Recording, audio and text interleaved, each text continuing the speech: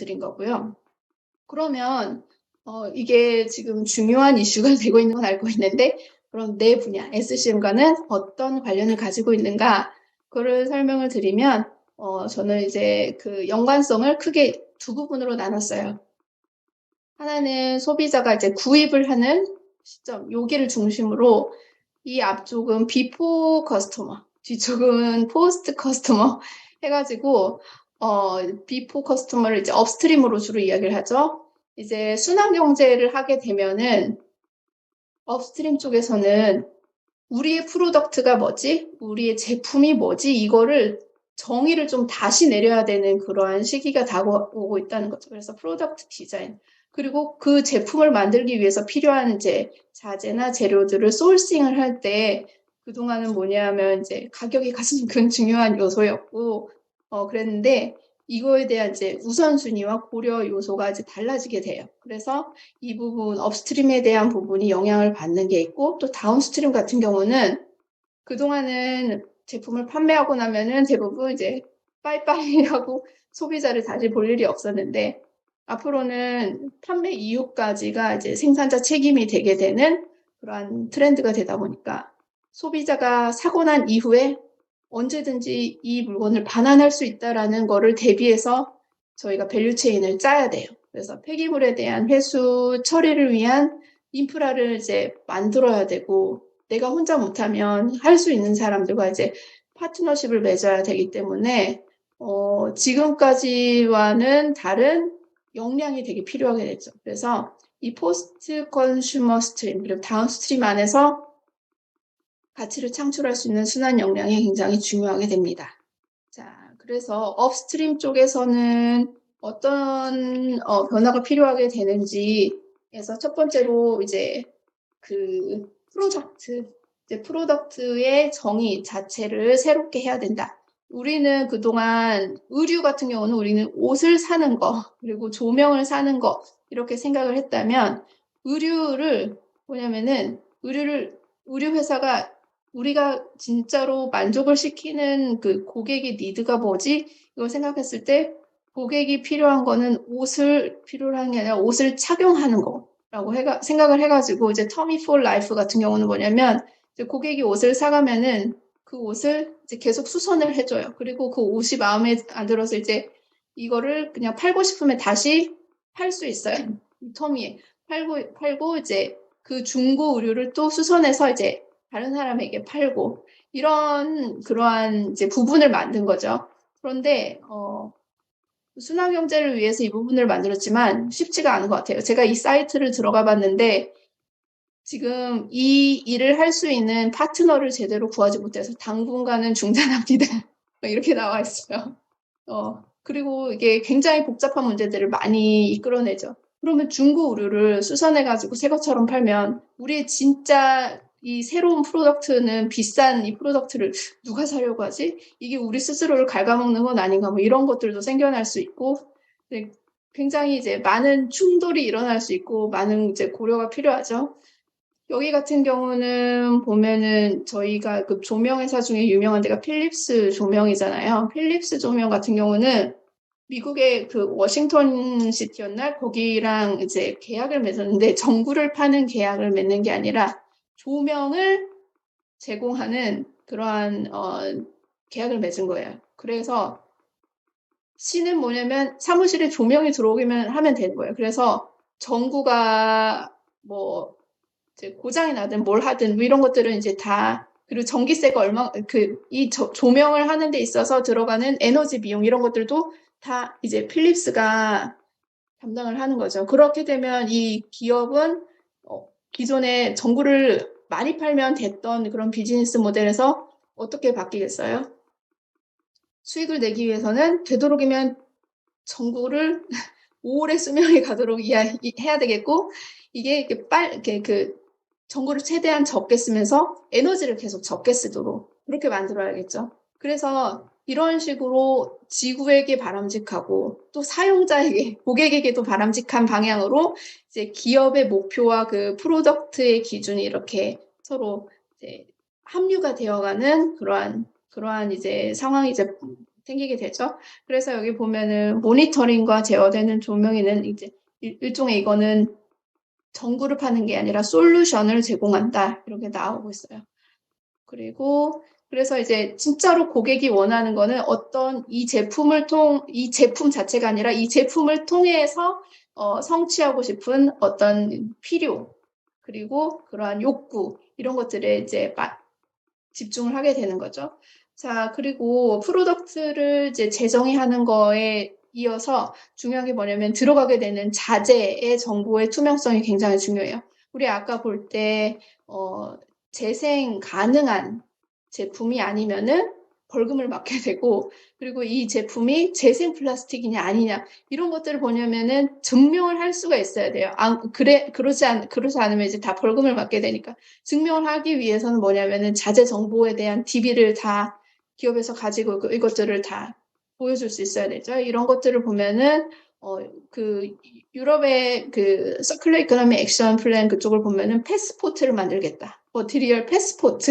그래서 이게 어디에서 왔고 어떻게 거쳤고 이런 것들이 다 머티리얼 패스포트가 있어가지고 이거를 통해서 세금도 다 계산하고 뭐 이제 환경 뭐에 부담되는 그 부담금도 다 계산하고 이런 식으로 하기 때문에, 그리고 또 이제 그 물질을 덜 쓰게 하려면은 있던 거를 또 되쓰기 하기 위한 중고 시장을 활성화시켜야 되는데, 여러분 중고차 사실 때 굉장히 그 가장 껄끄러운 게 뭐냐면 정말 이 차에 대해서 제공하고 있는 정보가 진짜인가, 이게 굉장히 의심이 되잖아요.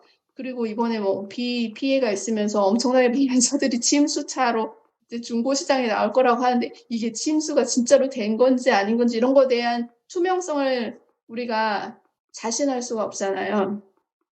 이런 투명성을 이제 보장할 수 있게 되어야 되고, 또 그리고 그 다음으로는 리사이클된 자재가 얼마 이상 들어가야 된다. 친환경 자재가 얼마 이상 들어가야 된다라는 이러한 이제 규제가 생기니까 그것 또한 이제 증명을 해낼 수 있어야 된다라는 거예요. 그래서 아까처럼 재생 플라스틱을 구하기 위해서 지금 발을 동동 구르는 그런 기업들이 많아지게 된다. 그래서 이 제품이 미치는 탄소 발자국, 환경 영향 이런 것들에 대해서 나중에 다 라벨이 붙게 되는 그런 시대가 오게 된다. 그거를 이제 준비하고 있다. 그리고 이미 하고 있는 부분도 굉장히 많다라는 거, 이렇게 보시면 될 것 같아요. 그리고 업스트림 부분에서 중요한 것 중에 하나가 바로 포장인 것 같아요. 저는 이제 물류 쪽에서 일을 하고 또 뭐 물 관련한 자격증 시험이나 이런 걸 볼 때 대부분 포장은 뭐냐면 시험의 가장 맨 마지막에 이제 부가적으로 나오는 그런 부분이었는데, 서큘러 이코노미에서 포장재는 굉장히 중요해요. 그래서 특히나 이런 음료 같은 경우는 어떤 컨테이너에 담느냐에 따라 가지고 굉장히 그 환경에 미치는 영향이 굉장히 다르겠죠. 그래서 포장재 안에서 포장재를 되도록 앞으로 재활용할 수 있고, 재활용할 수 없는 거라면은 이제 앞에서 나왔던 것처럼 그 바이오 뉴트리언트, 이제 바이오 플라스틱이나 이제 자연 안에서 이게 저절로 사라질 수 있는 그런 소재들을 써야 되는데, 뭐 러쉬 같은 경우는 여러분들 많이 아시는 것처럼 샴푸, 액체 샴푸 이런 것들은 다 액체는 컨테이너가 필요한데 고체 샴푸 같은 경우는 그게 필요 없으니까 요즘 고체 샴푸 굉장히 많이 사람들 쓰기 시작했어요. 그래가지고, 그리고 유리로 그동안 이제 있거나 아니면 페트병이 들어있던 이런 음료들을 이제 플라스틱을 적게 쓰겠다고 해서 이제 종이병으로 이렇게 옮겨가고 있는데, 이것 같은 경우는 종이뿐만이 아니라 이제 이케아에서는 이제 버섯을 가지고 이제 포장재를 만들고, 그래서 이런 포장재는 뭐냐면은 나중에 놔두면 이제 자연스럽게 썩고 환경에 들어갈 수 있는, 환경에 무해한 그런 재료라는 게 이제 중요한 거죠. 그리고 이런 거는 뭐냐면은 이제 와인병은 유리로 만들어졌잖아요. 그래서 유리는 재생 가능하고 유리는 그냥 우리가 재활용하면 되지 않는가, 이렇게 많이들 생각을 하시는데, 사실상 그 유리를 만드는데 굉장히 많은 에너지와 재료가 들어가기 때문에 그 지구 온난화에 수송을 할 때도 유리가 무거워서 그 유리 때문에 생겨나는 온실가스가 많기 때문에 이제 그 부분을 개선하기 위해서 이제 와인을 만드는데 우리가 근데 와인은 되게 고급스러운 이미지잖아요. 그래서 이 포장재를 만드는 회사에서 굉장히 고심을 해가지고 이거를 고급 와인이 이런 포장재를 쓴다라는 걸 소비자에게 인식시키기 위해서 이 포장재를 이제 그 고급 와인 브랜드에 쓰기 위해서 굉장히 노력을 많이 했다 이런 내용들을 제가 읽었거든요. 그래서 와인병을 들고 가는 게 아니라 이렇게 박스를 들고 가서 여기 보면은 이제 와인을 따를 수가 있습니다. 이렇게 해서 이런 식으로 포장에 대한 노력이 굉장히 많이 이루어지고 있어요.